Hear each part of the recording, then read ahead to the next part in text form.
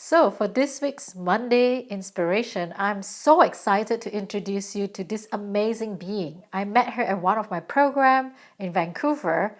She's full of zest, and I was just blown away by her. I told her that I want to bring her around the world. Well, I guess this is one way we could do it. So, have a look. So when I was 60 years old, I took sailing lessons. Even now, at 76, I just feel a fire in my belly.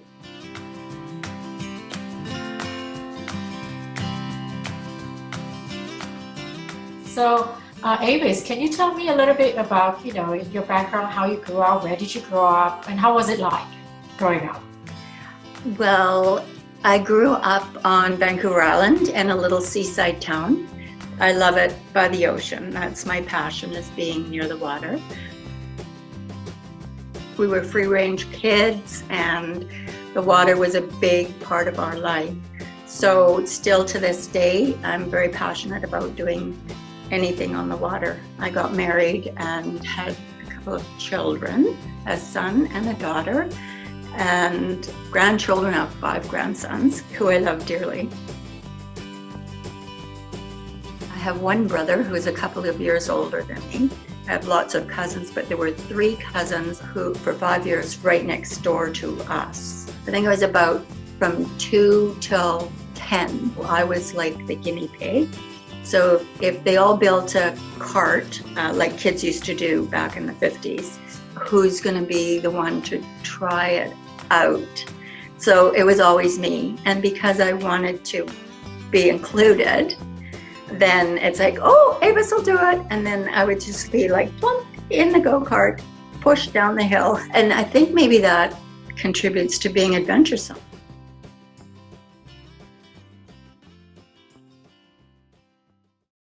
Once I was an adult, things were, I had a good life. There were obviously some downsides. I got a divorce for one thing and spent a few years juggle all of the things a single parent has to juggle. I just started going around to stores and restaurants and just saying, do you need any help? Well, I first of all got a job in a motel, cleaning rooms. Then I advanced to getting a job in a drugstore. That was part-time. So then I also got a job in the evening working as a bartender. A few years passed and the kids were getting a little older. And I thought, oh, I got to do something. So I sent myself to night school. And then I was able to work in an office. It was much easier. And then eventually I got into real estate, and I was a realtor for about 5 years. Regardless of my economic situation, which I had to work a couple of jobs to keep food on the table and a roof over our heads, but we always made a game of everything. So if there wasn't a lot of food to eat, we would cut bread into the shapes of a chicken or something and say, it's not really a peanut butter sandwich. Today we're having chicken. And then things like that. Just always kind of had a positive attitude regardless of what the situation was. Where did you get this positive outlook? Where did that come from?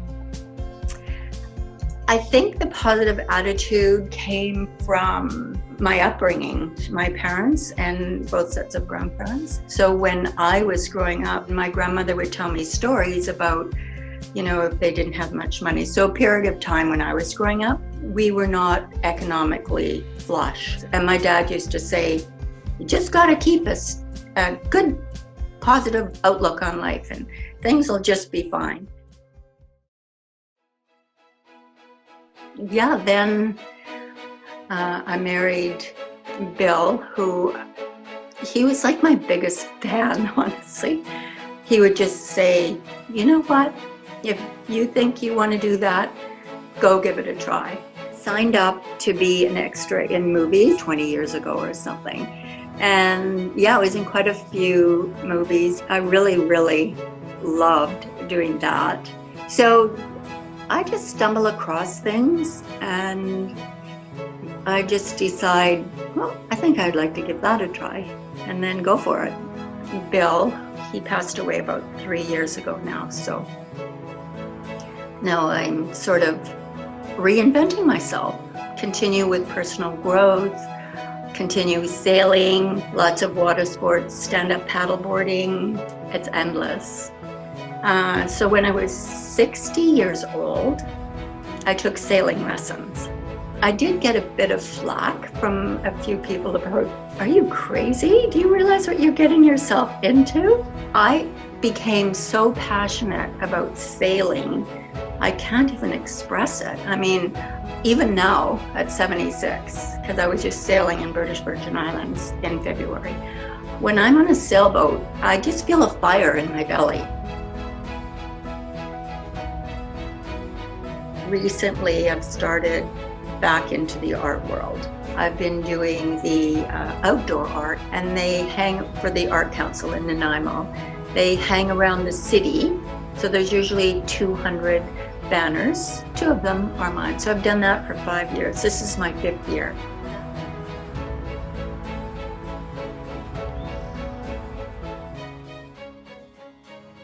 About a few years ago, I found this brochure for an aerial yoga class because I'm a big yoga fan, and it just kept eluding me. I could not, the class had just finished or they were no longer offering it. That was 5 years ago. So just recently, I was in this doctor's office actually, and there was a flyer for aerial yoga.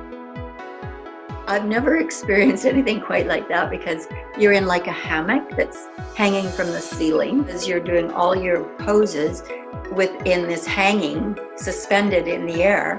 So it's almost like, I don't know, I felt like a butterfly or something. Then a couple of years ago, I was introduced to NIA dance class, which is a neurological integrated activity. Well, I was a bit hindered because I'd broken my foot. So that was my introduction to NIA, was dancing with my foot in a boot. So now, of course, I don't have the boot on my foot. So I've enjoyed many, many NIA classes. I have a friend that I met for coffee was telling me about this seeds program that she'd been to. So she's full of the joys of this class. And I'm like, well, could I go to that? I think I'd like to take that. So the next thing you know, I'm signed up. And I went to my first seeds program in Vancouver. I thought, this is amazing. There's things about myself that I didn't even realize. It's like being reintroduced to myself and finding little things within me that I love to do that I'd forgotten about, and oh yeah, then bringing this out. If I were to say I have a message, my message would be to find things that spark you. Never stop doing things because of our age. We would be healthier. And I think that is it in a nutshell. Just don't let a number stop us. Thank you. That was really, really good. Oh, I love it.